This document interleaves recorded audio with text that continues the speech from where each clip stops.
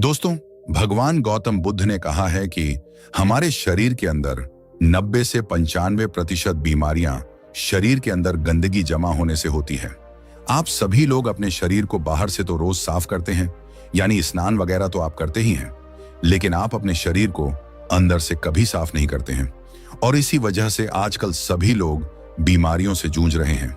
इसीलिए अगर आपको अपने पेट की गंदगी को साफ करना है, तो आज मैं आपको इस कहानी में 5 ऐसे तरीके बताऊंगा जिनका प्रयोग करके आप एक दिन के अंदर अंदर आप अपने पेट की सफाई कर सकते हैं और अपने शरीर को अंदर से स्वस्थ बना सकते हैं।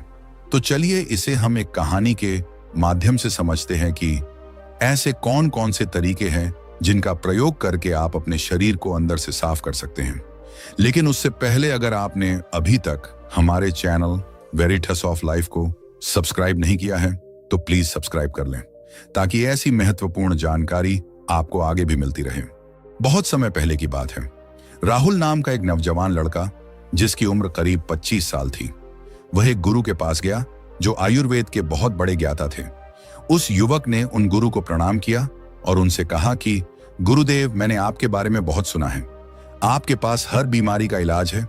कृपा करके आप मेरी भी बीमारी का इलाज मुझे बताइए। गुरुवर उस युवक से कहते हैं, बेटा तुम्हारी बीमारी क्या है? युवक कहता है, गुरुवर, मैं हमेशा थका थका सा और बीमार रहता हूं। मेरा किसी भी काम में मन नहीं लगता है। कृपा करके मुझे कुछ ऐसे आसान से तरीके बताइए जिससे कि मैं कभी बीमार ही न पड़ूं और मैं हमेशा ऊर्जावान महसूस कर सकूं। युवक की पूरी बात ध्यान से सुनने के बाद उन गुरु ने उस युवक से कहा कि बेटा, तुम्हारी हर बीमारी का कारण है तुम्हारे पेट के अंदर जमा गंदगी। देखो बेटा, अगर आपके शरीर में जमी गंदगी साफ नहीं हो रही है तो आप चाहे कितनी भी औषधियां ले लो, आप चाहे कितनी भी अच्छी चीजों का सेवन कर लो, लेकिन उसका फायदा आपको कभी नहीं मिलेगा। लेकिन जैसे ही आपके शरीर की गंदगी साफ हो जाती है तो आपका पाचन तंत्र बहुत तेजी से काम करने लगेगा। शरीर के अंदर पहले से ज्यादा ताकत महसूस होने लगेगी और साथ ही साथ आपका चेहरा चमकने लगेगा। वजन बढ़ाना और घटाना आपके लिए आसान हो जाएगा। चेहरे के पिंपल, दाग, धब्बे सब कुछ ठीक हो जाएगा और कई सारी बीमारियों का होने का खतरा जड़ से खत्म हो जाता है। फिर गुरु उस युवक से कहते हैं कि बेटा, तुम्हारी बीमारियों का कारण तुम्हारे शरीर के अंदर जमा गंदगी है और जब तुम उसे साफ कर दोगे तो तुम स्वस्थ हो जाओगे और ऊर्जा से भरे भरे रहोगे। इसीलिए तुम्हें अपने शरीर की गंदगी को साफ करना है और उसके लिए आज मैं तुम्हें 5 आसान तरीके बताऊंगा जिनका प्रयोग करके आप अपने शरीर की गंदगी जो है उसको एक दिन के अंदर बिल्कुल साफ कर लोगे और फिर तुम्हें जीवन में कभी कोई बीमारी नहीं होगी। फिर वह गुरु उस युवक से कहते हैं कि बेटा, उसके लिए तुम्हें सबसे पहले यह समझना होगा कि हमारे शरीर के अंदर गंदगी जमा कैसे होती है। देखो, हम जो भी चीज खाते हैं वह हमारी आहार नली से होकर हमारे पेट तक पहुंचती है, जहां खाना टूटने के बाद छोटी आंत में जमा होता है और जो कि बाद में मल के रूप में हमारे शरीर से बाहर निकल जाता है। लेकिन इस प्रक्रिया में सबसे ज्यादा गंदगी हमारी आंत में जमा होती है। अगर हम अपनी आंत को ठीक से देखें तो उसमें अंगुली की तरह दिखने वाले छोटे छोटे उभार होते हैं जो कि एक फिल्टर की तरह काम करते हैं, क्योंकि इन उभार के अंदर नसें होती हैं जो हमारे शरीर के अलग अलग हिस्सों से जुड़ी होती हैं और इन्हीं नसों के जरिए खाने में मौजूद पोषक तत्वों को खींचकर खून में और हमारे शरीर के अंदर अलग अलग हिस्सों में पहुंचाया जाता है। लेकिन जब हम लोग जाने अनजाने में गलत तरीके से खाने का इस्तेमाल करते हैं तो वो हमारी आंतों में चिपक जाता है और धीरे धीरे दीवार पर एक मोटी परत बनाकर जमा हो जाती है, जिससे कि जब हमारी आंतें खाने में मौजूद पोषक तत्वों को खींचती है तो उसके साथ साथ गंदगी भी हमारे खून में मिल जाती है और फिर ये गंदगी हमारे शरीर के अलग अलग हिस्सों में जाकर जमा हो जाती है। जब ये गंदगी खून के जरिए हमारे लीवर तक पहुंचती है तो फैटी लीवर जैसी गंभीर बीमारियां होती हैं और जब ये गंदगी हमारी किडनी में पहुंचती है तो हमें किडनी स्टोन होता है और जो भी गंदगी फेफड़ों में जमा होती है तो अस्थमा की बीमारी होती है और जब यह गंदगी खून के जरिए हमारे दिल तक पहुंचती है तो कोलेस्ट्रॉल बढ़ जाता है, जिससे हार्ट अटैक जैसी परेशानियां आपको हो सकती हैं। और यह गंदगी हमारी नसों में ब्लॉकेज पैदा करती है और जब यह गंदगी हमारी त्वचा में पहुंचती है तो दाग, धब्बे, खुजली, पिंपल जैसी इस तरह की कई सारी समस्याएं होने लगती हैं। और इतना ही नहीं, जब यह गंदा खून हमारे पूरे शरीर में फैल जाता है तो हमारे शरीर के हार्मोन का संतुलन है वो भी बिगड़ने लगता है और इससे और भी जानलेवा बीमारियां होने का खतरा आपको बढ़ सकता है। यहां तक कि कैंसर, टीबी जैसी भयंकर बीमारियां भी आपको हो सकती हैं। फिर गुरु उस युवक से कहते हैं कि बेटा बस आप इतना समझ लो कि शरीर में हर छोटी सी छोटी और बड़ी सी बड़ी बीमारी का जो कारण है वो आपके शरीर में जमा गंदगी है। और इसके लिए अब मैं आपको 5 आसान से तरीके बताता हूं, जिसे अगर आप उसे एक हफ्ते में एक बार भी कर लेते हैं तो वह आपकी पूरी बॉडी को डिटॉक्स कर देगा। इसीलिए इसको ध्यान से सुनो, क्योंकि यह आपके स्वस्थ रहने के लिए बहुत ही मददगार साबित होगा। गुरु उस युवक को पहला तरीका बताते हुए कहते हैं कि जैसे ही आप सुबह उठते हैं तो आपको सबसे पहले फ्रेश होने जाना है। इसके बाद आपको एक गिलास हल्का गर्म पानी करना है और उसमें आधा नींबू निचोड़ लेना है और फिर उस नींबू पानी को घूंट घूंट करके पी जाना है। नींबू में विटामिन सी होता है। विटामिन सी आपके सेल्स को रिपेयर करता है और आपकी इम्यूनिटी को इंप्रूव करता है। और सिर्फ यही नहीं, यह आपकी त्वचा और हड्डियों को स्वस्थ रखता है। अगर आपको चोट लगी है तो यह उस घाव को जल्दी भरने में आपकी मदद करता है। जब आप इस नींबू पानी को पीते हैं तो आपकी बॉडी हाइड्रेट होती है और यह पानी आपकी आंतों में चिपके हुए टॉक्सिन्स को साफ कर देता है। जब सुबह सुबह विटामिन सी आपके खून में जाएगा तो आपकी सेल्स में जमी हुई गंदगी बाहर निकलेगी और सेल्स में जो भी डैमेज हुआ है वो रिपेयर होने लगेगा। नींबू पानी पीने के बाद आपको क्या करना है? इसके बाद आपको 15 से 20 मिनट तक सुबह की धूप में बैठ जाना है। ऐसा करने से क्या होता है कि धूप में विटामिन डी होता है, जो कि हमारे शरीर की फंक्शंस के लिए बहुत जरूरी है। और साथ ही साथ विटामिन डी की मौजूदगी में जितने भी जीवाणु होते हैं, कीटाणु होते हैं, वो सब मर जाते हैं। इसीलिए आपको नींबू पानी पीने के बाद धूप में 15 मिनट तक जरूर बैठना है। फिर गुरु दूसरा तरीका बताते हुए कहते हैं कि बेटा आपको एक चम्मच नारियल का तेल या फिर अरंडी का तेल लेना है और उस एक चम्मच तेल को अपने मुंह में डालना है। इसके बाद 5 से 10 मिनट तक अपने मुंह के चारों ओर उसे घुमाते रहना है। देखिए, ऐसा करने से क्या होता है कि जो ये तेल होता है वह हमारे शरीर की जितनी भी गंदगी है उसको अपनी ओर खींचता है और हमारी जो जीभ होती है वह हमारी किडनी, दिल, फेफड़े, छोटी आंत, रीढ़ की हड्डी और शरीर के सारे अंगों से जुड़ी होती है। और जिससे इन सारे अंगों की जितनी भी गंदगी होती है वो तेल में आकर चिपक जाती है। 5 से 10 मिनट तक उस तेल को मुंह के अंदर घुमाने के बाद आपको यह करना है कि इस तेल को आपको मुंह से बाहर फेंक देना है और आपको कुल्ला कर लेना है। फिर गुरु उस युवक को तीसरा नियम बताते हुए कहते हैं कि आपको क्या खाना है और क्या नहीं खाना है, इसके ऊपर ध्यान देना होगा। सबसे पहली चीज है कि जब तक आप अपने शरीर को साफ नहीं करेंगे तो कुछ दिनों के लिए तेल से बनी हुई चीजें जैसे कचौरी, समोसा, चाउमीन, बर्गर और पैकेट में मिलने वाली चीजें जैसे बिस्किट्स, चिप्स, कोल्ड ड्रिंक और चीनी से बनी सभी तरह की चीजें पूरी तरह खाने बंद करने होंगे, क्योंकि ये चीजें आपकी आंतों में गंदगी के रूप में जमा हो जाती हैं।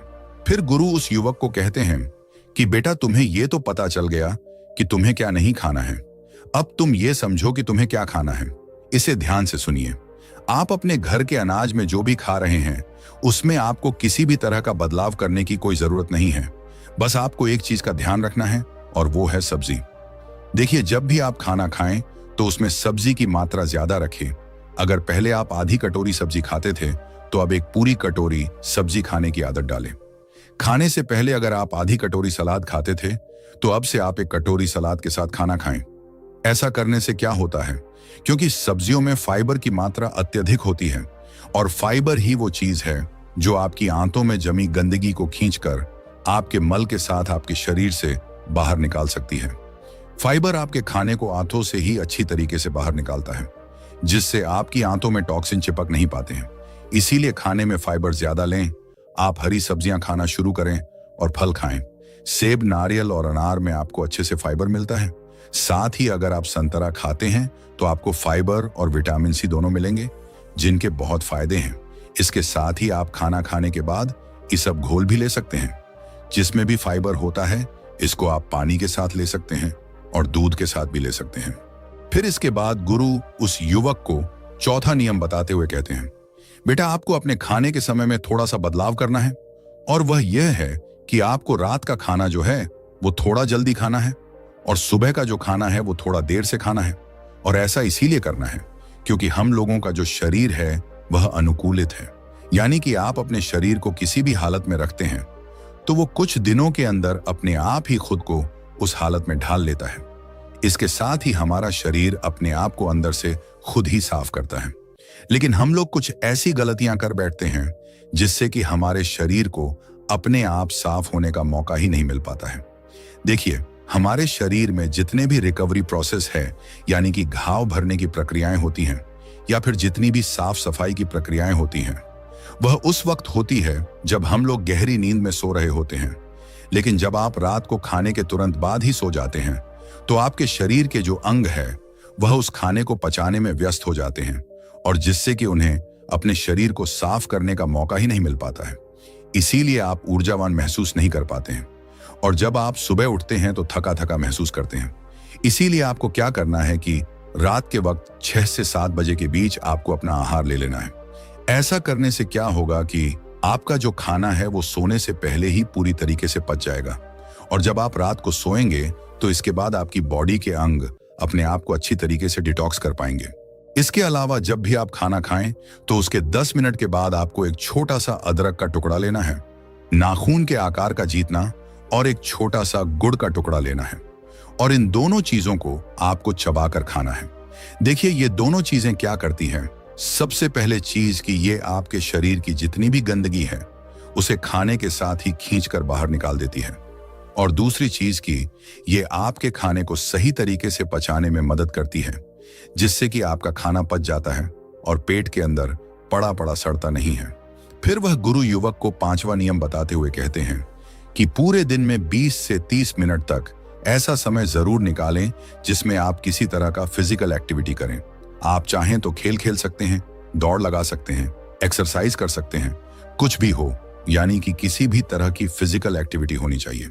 और ऐसा इसीलिए करना चाहिए क्योंकि जब भी आप किसी तरह की फिजिकल एक्टिविटी करते हैं तो आपकी बॉडी से पसीना बाहर आता है, और पसीने के साथ आपकी बॉडी की गंदगी भी बाहर आती है। तो अगर आप दिन में एक बार जमकर पसीना बहाओगे तो आपके शरीर के टॉक्सिन जो है वह बाहर आ जाएंगे। इस दौरान आप जमकर पानी पिए ताकि आपका शरीर अच्छे तरीके से पसीना बहा सके।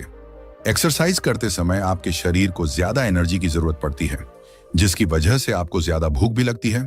साथ ही इससे आपका ब्लड सर्कुलेशन भी इंप्रूव होता है। जो लोग ज्यादा एक्सरसाइज करते हैं उनके शरीर में टेस्टोस्टेरोन लेवल भी बढ़ जाता है, जिससे वह ज्यादा ऊर्जावान महसूस करते हैं। एक्सरसाइज करने से न सिर्फ आपका खून साफ होता है बल्कि आपको बहुत सारे फायदे होते हैं।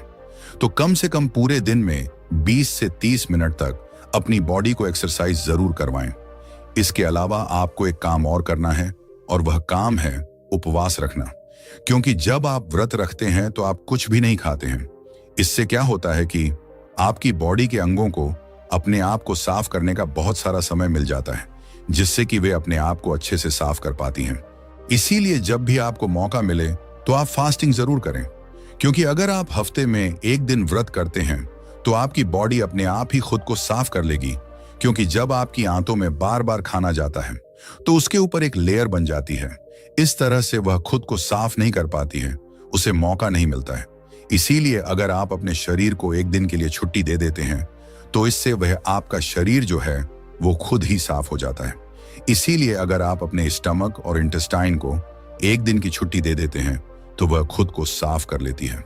इस समय आपकी इंटेस्टाइन आपकी सारी टॉक्सिन्स को ब्लड में मिक्स कर देती है, और फिर वो टॉक्सिन जो है वह पसीने के जरिए बाहर आते हैं, पेशाब के जरिए बाहर आते हैं, और जब आप अगले दिन खाना खाते हैं तो आपका खाना जो है वो अच्छे तरीके से पचता है और आप ज्यादा ऊर्जावान महसूस करते हैं।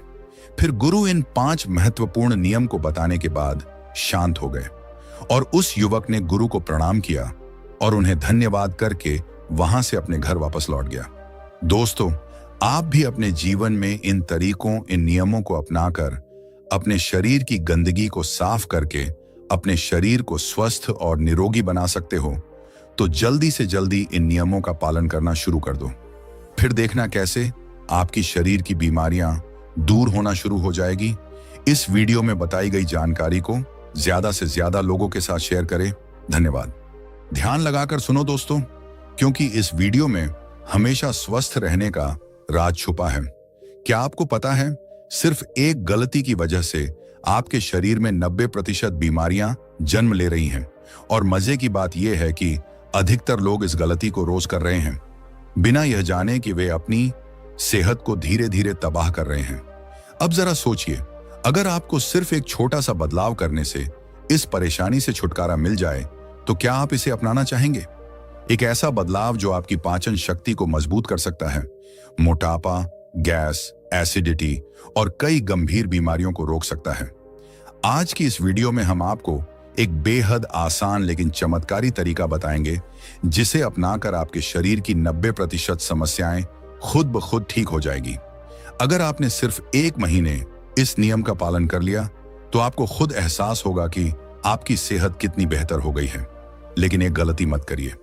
अगर आपने इस वीडियो को बीच में ही छोड़ दिया, तो हो सकता है कि आप अपने शरीर को स्वस्थ बनाने का सबसे आसान तरीका मिस कर दें। तो चलिए उस एक नियम के बारे में एक प्राचीन कहानी के माध्यम से समझते हैं। बहुत समय पहले की बात है। आयुर्वेद के एक प्रसिद्ध गुरु एक दिन अपने सभी शिष्यों को एक बहुत ही महत्वपूर्ण उपदेश दे रहे थे।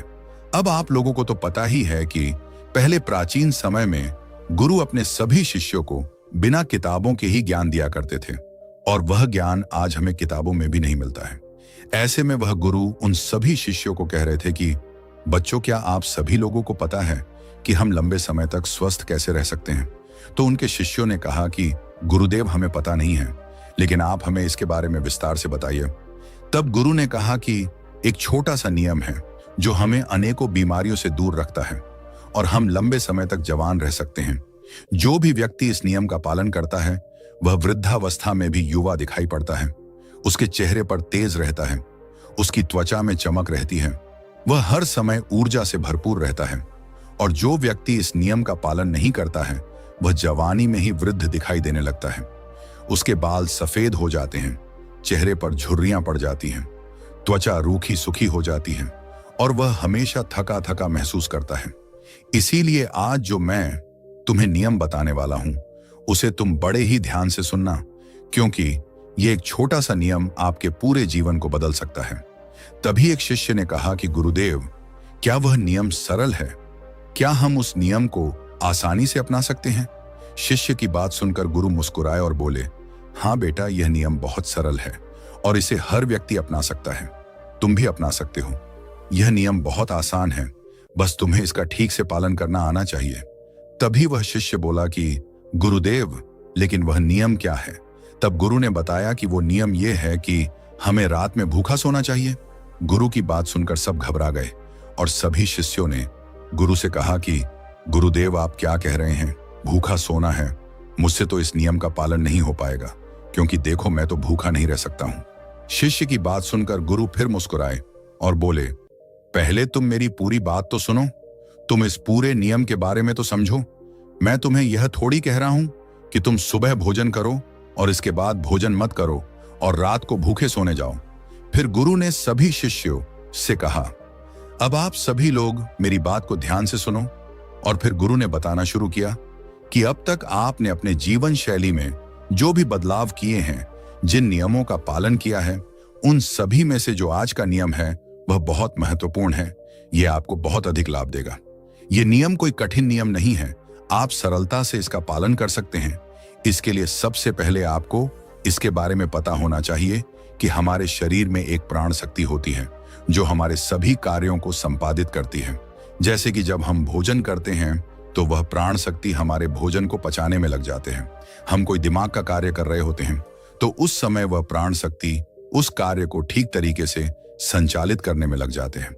जब हम दौड़ रहे होते हैं तो दौड़ते समय भी हमारी जो प्राण शक्ति है वह कार्य करती है। वह प्राण शक्ति हमारे शरीर के हर कार्य को संपादित करती है। लेकिन यहाँ पर समझने वाली बात यह है कि प्राण शक्ति केवल एक ही समय में एक ही कार्य कर सकती है। अगर आप भोजन करते हैं और भोजन करने के तुरंत बाद अगर आप कुछ गहरी सोच में पड़ जाते हैं तो आपके पाचन तंत्र पर इसका प्रभाव पड़ेगा, क्योंकि जो प्राण शक्ति है वह पूरे तरीके से पाचन पर लगी नहीं रह पाती है। उसे तो आपने सोचने में लगा दिया है। प्राण शक्ति का काम था कि जो भोजन आपने खाया है उसका कार्य उसे पचाने का था। आप तो गहरी सोच में डूब गए और प्राण शक्ति को एक नया काम मिल गया, अगर आप भोजन करने के बाद कोई शारीरिक परिश्रम करना शुरू कर देते हैं या फिर तेज चलना शुरू कर देते हैं तो यह भी ठीक नहीं है, क्योंकि प्राण शक्ति पूरी तरह से पाचन पर लगती है। वह अब आपके तेज चलने पर खर्च हो रहा है।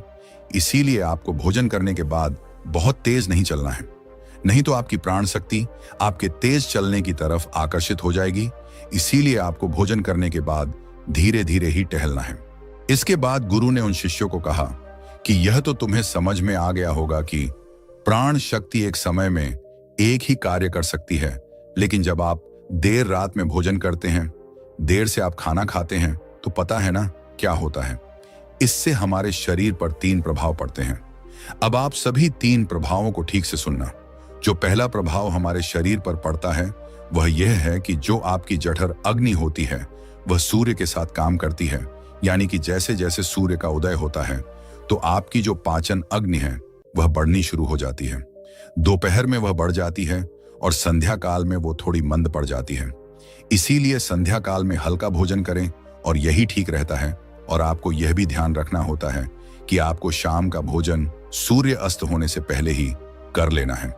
अगर सूर्य अस्त हो गया तो आपकी जो जठर अग्नि है वह बिल्कुल कम हो जाएगी, और उस जठर अग्नि में जब आप भोजन करते हैं तो वह भोजन ठीक से नहीं पचता है। अगर आपने सात्विक भोजन भी किया होगा तो वह भी नहीं पचता है, क्योंकि उस समय जठर अग्नि मंद थी। इसलिए भोजन ठीक से नहीं पचता है और वह शरीर में लंबे समय तक पड़ा रहता है, ज्यादा समय तक रुका रहता है। इसीलिए उसकी वजह से वहां पर सड़न पैदा होने लगती है, और वही सड़न हमारे लिए विषाक्त का कारण बनता है और जहर का कारण बनता है। यह आपके शरीर के लिए हानिकारक होती है। इसीलिए आपको समझना है कि आप अगर सूर्य अस्त होने से पहले भोजन करते हैं तो जठर अग्नि प्रज्वलित रहती है और भोजन ठीक से पचता है। दूसरा प्रभाव जो आपके शरीर पर पड़ता है वह यह है कि रात्रि में जो आपकी प्राण शक्ति है वो हीलिंग में लगनी चाहिए। यानी कि शरीर में जो मरम्मत होनी है, शरीर में जो टूट फूट होती है, उसकी मरम्मत में वह प्राण शक्ति लगनी चाहिए। लेकिन अक्सर लोग क्या करते हैं, भोजन करते हैं और सो जाते हैं, जो कि बहुत गलत है। क्योंकि मैंने आपको पहले ही बताया कि प्राण शक्ति एक समय में एक ही कार्य करती है। लेकिन जब आप खाना खाकर तुरंत सोने चले जाते हैं तो आपकी प्राण शक्ति पूरी तरह भोजन को पचाने में लगी रहती है, और इस वजह से वह हीलिंग का कार्य नहीं कर पाता है और वह शरीर की मरम्मत भी नहीं कर पाती है। और जब वह प्रक्रिया निरंतर चलती रहती है, यानी कि आप खाते हैं और सो जाते हैं, तो फिर बहुत सारी बीमारियां शुरू होने लग जाती हैं, क्योंकि आपके शरीर की मरम्मत हो ही नहीं पाती है। आपकी प्राण शक्ति ठीक से अपना कार्य नहीं कर पाती है और वह मरम्मत का कार्य नहीं कर पाती है, और इसी वजह से अनेक बीमारियां पैदा हो जाती हैं। तीसरा प्रभाव जो हमारे शरीर पर पड़ता है या आता है वह यह है कि जब आप भोजन करने के तुरंत बाद सोने चले जाते हैं तो आपका दिमाग कहता है कि मुझे तो नींद चाहिए, और आपका शरीर भी यही कहता है कि मुझे तो नींद चाहिए। लेकिन आपका पाचन तंत्र क्या कहता है कि अभी मैं सक्रिय हूं, मुझे तुमने काम दिया है, अब इस काम को मुझे करना है। तो आप भी जागते रहोगे, तभी तो मैं अपना कार्य ठीक से कर पाऊंगा। यानी कि 2 विरोधाभासी स्थितियां पैदा हो जाती हैं। दिमाग की तरफ से सो जाओ और पेट की तरफ से जागो। ऐसी स्थिति में नींद गहरी नहीं हो पाती है, और गहरी नींद ना होने के कारण शरीर को आराम भी नहीं मिल पाता है। आप सो तो जाते हैं 7 घंटे 8 घंटे, लेकिन सुबह उठने में आपको कठिनाई होती है। आप दिन भर ऊर्जावान महसूस भी नहीं कर पाते हैं, और ऐसा इसलिए होता है क्योंकि रात भर प्राण शक्ति ठीक से शरीर की मरम्मत, शरीर की हीलिंग का काम नहीं कर पाई। आपकी जठर अग्नि, आपकी प्राण शक्ति पूरी तरह से पाचन तंत्र पर केंद्रित रही। उसने पूरी रात भोजन को पचाने में ही अपना समय लगा दिया, और फिर जैसे आप सुबह उठते हैं तो हम उठते ही फिर कुछ खा लेते हैं, और इसी वजह से बार बार खाने से हमारी प्राण शक्ति पूरी तरह से पाचन पर ही लगी रहती है, और शरीर के दूसरे कार्य मंद पड़े रहते हैं, जो कि शरीर के लिए बहुत जरूरी थे। ये 3 प्रभाव थे जो हमारे शरीर पर पड़ते हैं। अगर आप सूर्य अस्त होने के बाद भोजन करते हैं और भारी भोजन खाते हैं, इससे आपकी पाचन प्रणाली पूरी तरह से बिगड़ जाती है, खत्म हो जाती है, और फिर आप इसे ठीक करने के लिए चूरन लेते हैं, अनेक प्रकार के तरीके अपनाते हैं, तब भी ये ठीक नहीं हो पाते हैं। लेकिन जो स्वाभाविक प्रणाली है उस पर तो आप ध्यान नहीं देते हैं।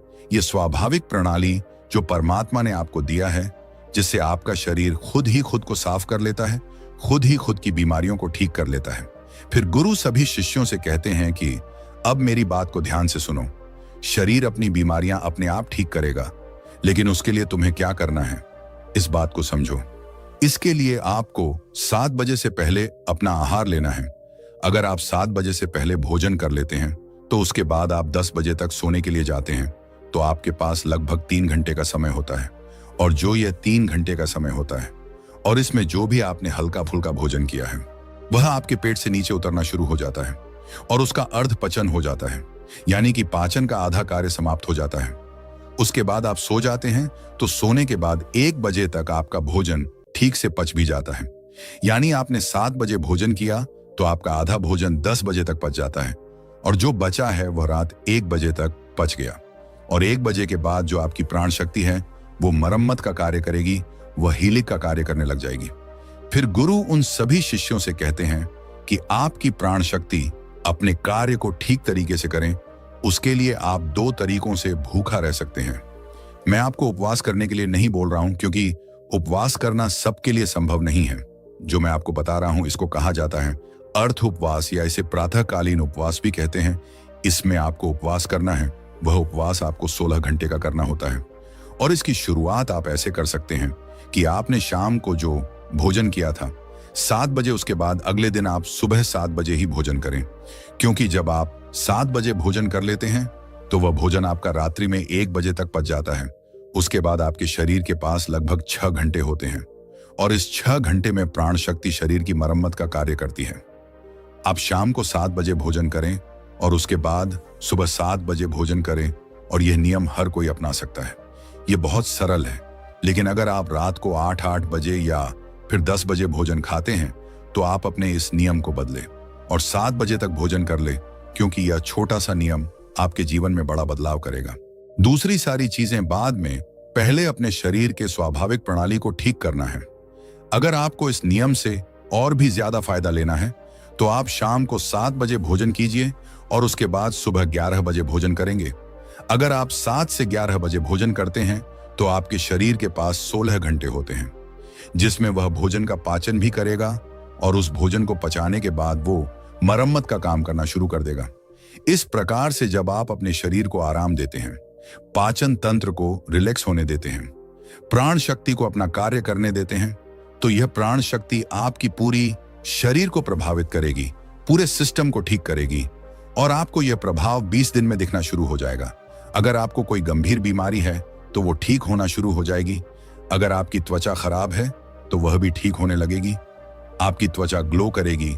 अगर आपके बाल बहुत ज्यादा झड़ते हैं, तो आपके बाल भी मजबूत होंगे। अगर आप बहुत थका थका महसूस करते हैं, तो आप ऊर्जावान महसूस करने लगेंगे। अगर आपको कोई मानसिक समस्या है, चिंता है, तनाव है, तो आपकी चिंता और तनाव भी दूर हो जाएगा।